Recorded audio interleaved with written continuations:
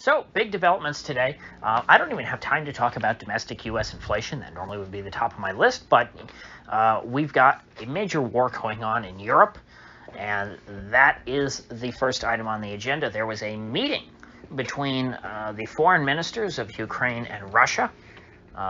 Kuleba of Ukraine and Lavrov of Russia met in Turkey. I don't remember exactly which city. I don't know if it was Ankara or Constantinople or one of those. But, as I always say, this is a good thing. It's good when two sides talk during a war, because when they're not talking, they're fighting. That's guaranteed. And the fighting will continue until they sit down and talk to each other. Now, the only good thing to come out of this meeting was a potential for a meeting between Zelensky and Putin themselves. Personally, there was nothing concrete laid out. There were no promises made, but they at least, the idea was broached, and that's a first step. Now, unfortunately, there was no ceasefire. Russians maintained their demands. It's really strange. The way I'm seeing it portrayed in Western media is the Russians demand unconditional surrender of Ukraine. It's like, well, no, they're not asking Ukraine to surrender at all. They're asking them for a compromise. Unconditional surrender would mean that Ukraine completely submits itself to Russia, and Russia does whatever it wants with it.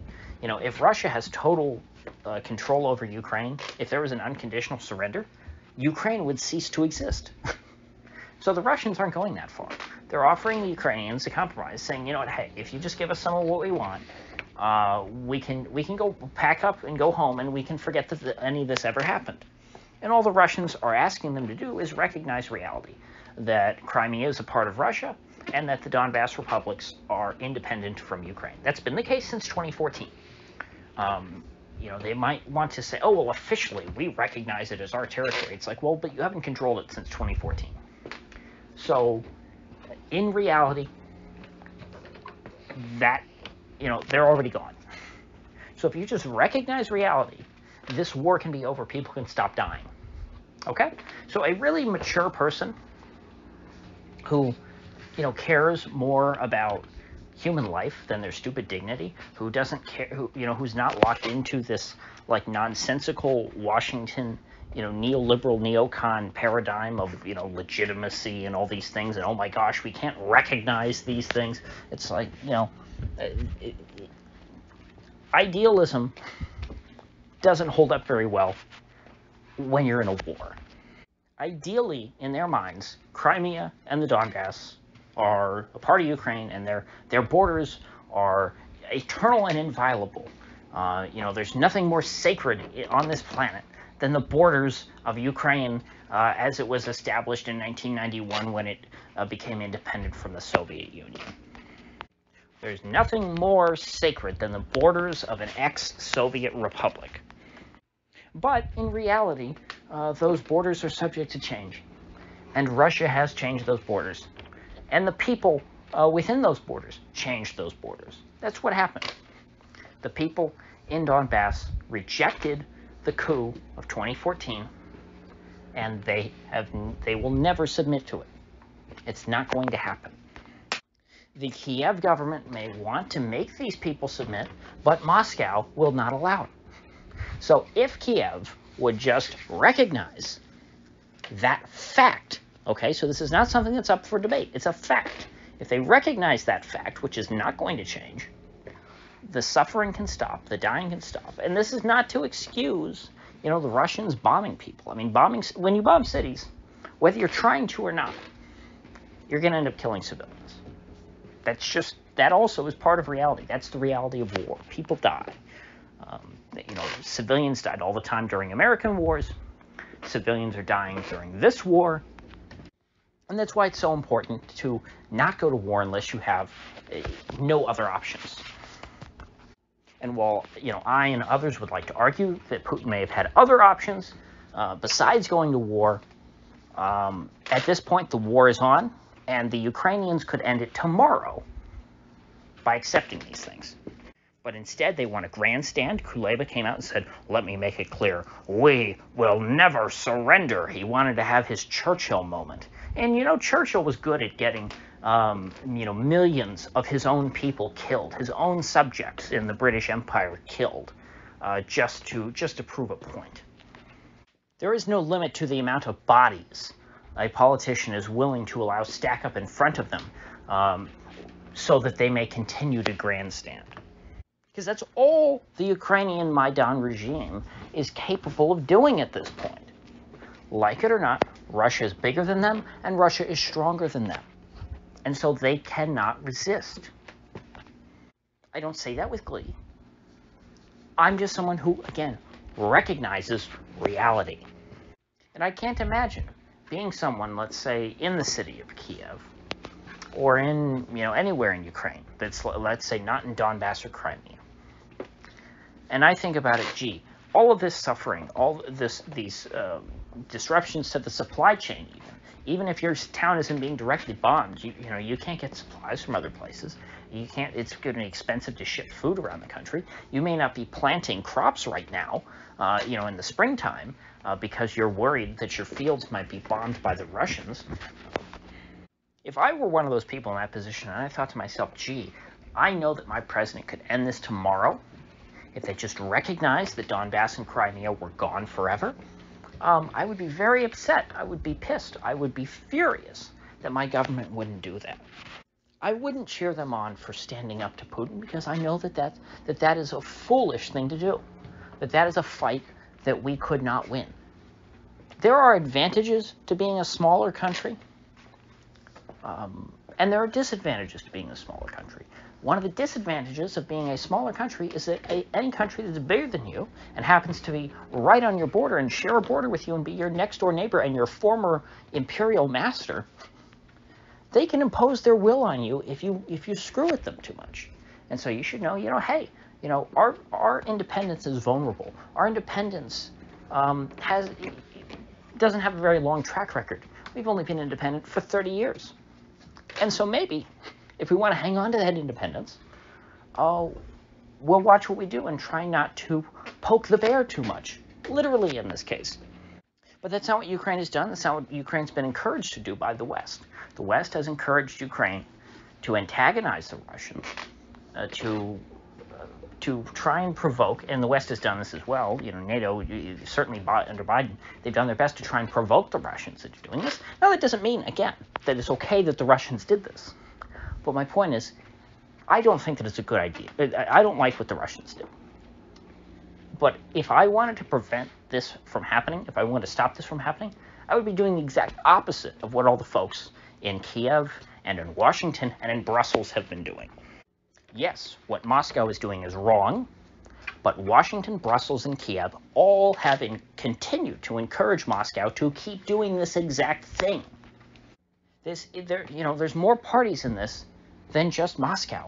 Moscow is one agent in this whole scenario, but everyone else has agency too, and they can choose to take actions which will change the course of events. But ultimately, as we've seen today, even as it looks like the Russians are beginning to pick up steam again, it looks like Mariupol is falling faster than expected, because Mariupol, we've been told, ever since that city was retaken by the Ukrainian nationalist forces from the pro-Russian forces during I don't know what you call it, maybe the Russian Spring or the anti-Maidan movement, whatever, when there were all these rebellions across Ukraine in Russian majority areas against the Maidan government. Mariupol, we're told, is the headquarters of Azov, of the Azov battalion, of Ukraine's neo-Nazi movement. We've certainly seen a lot of these guys. Every picture, of military guys coming out of Mariupol appears to be Azov battalion folks. We got an image of an 8-year-old boy whose father apparently is fighting for Mariupol in the Azov battalion, and he was standing in front of a Black Sun flag, which is, a very, that truly is, that's not a Nazi symbol, that is truly a neo-Nazi symbol. It's a very new symbol. It's used by folks like Golden Dawn, and you see it used a lot, like with Fash Wave, remember from a couple of years ago? It's like that vaporwave stuff that, showed like goose-stepping Nazis and things, and people zig-heiling and to electronic music. And so we expected that these would be obviously the toughest fighters, the most dedicated fighters in Ukraine. These are, Ukraine's Waffen-SS, whereas the Ukrainian army is more like the Wehrmacht. That's where you get conscripts. That's where you get, the ordinary guys who are not necessarily ideological, but the guys who sign up and say, you know what, no, I want to fight for my National Socialist values. They're the ones who join the Azov Battalion.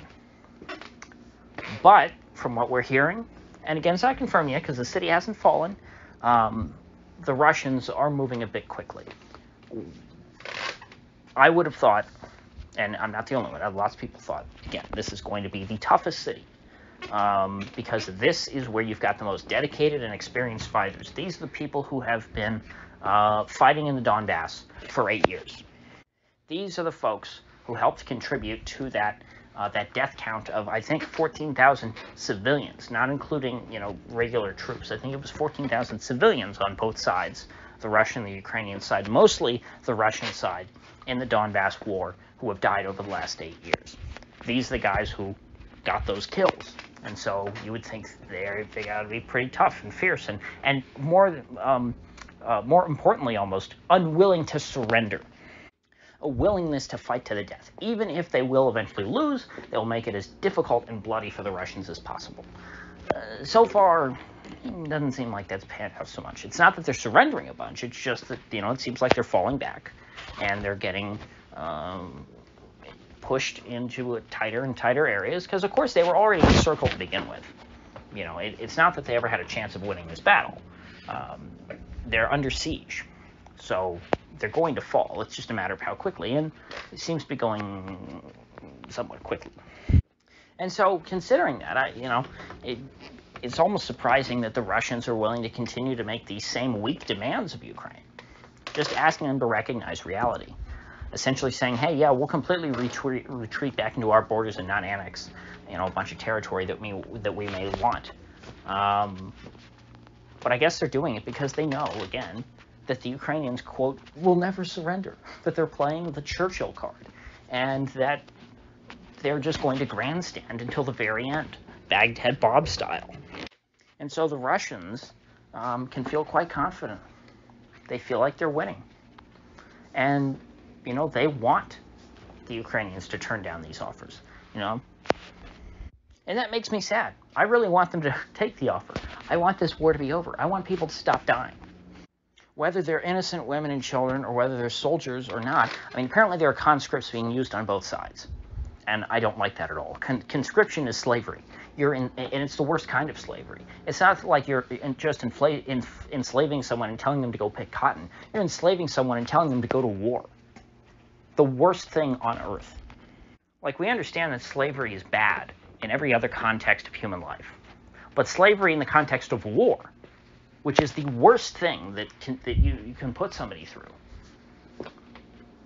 that's still okay. And I thought under Russian law it was illegal for conscripts to be sent into combat roles. Combat was supposed to be fought entirely by the volunteer soldiers. And so I guess this is a bit of a scandal back in Russia.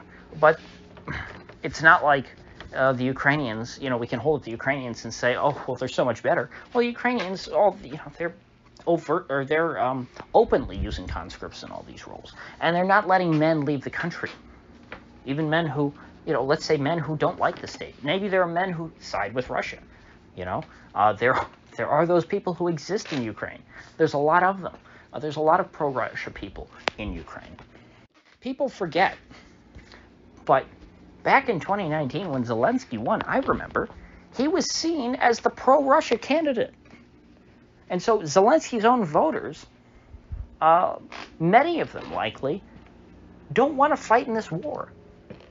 And he's trapping them in the country and then conscripting them and then refusing to surrender when there is no chance that he will win. Refusing to take an easy out. Putin is offering an easy out to Zelensky.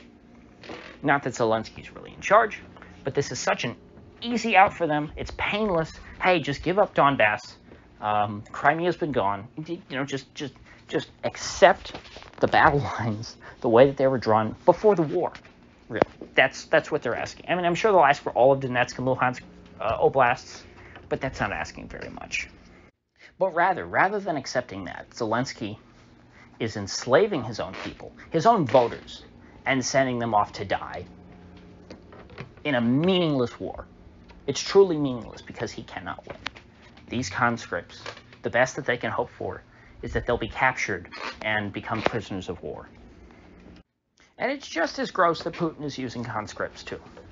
You know, I'm not, there are no good guys here. As with most wars. You know, whenever I talk about the Yemen war, I always attack Saudi Arabia and America. And that's because I look at it and I just say, stop it. If you guys just knock it off, the war will be over. But that doesn't mean that I love the Houthis. I don't know much about the Houthis. But if I learned a bit about them, I would be shocked if I would want to live under their administration. I'm sure I wouldn't like them very much. But I'm always inclined to attack more my own side, because I can empathize more with them. And I think, you know, because I put myself in their shoes. You know, like most Americans in this conflict, I identify on a personal level more with the Ukrainians. And so because of that, I look at them and I go, what the hell are you doing? And the same is true, of course, when it comes to America in Yemen or America in Iraq or America in Afghanistan.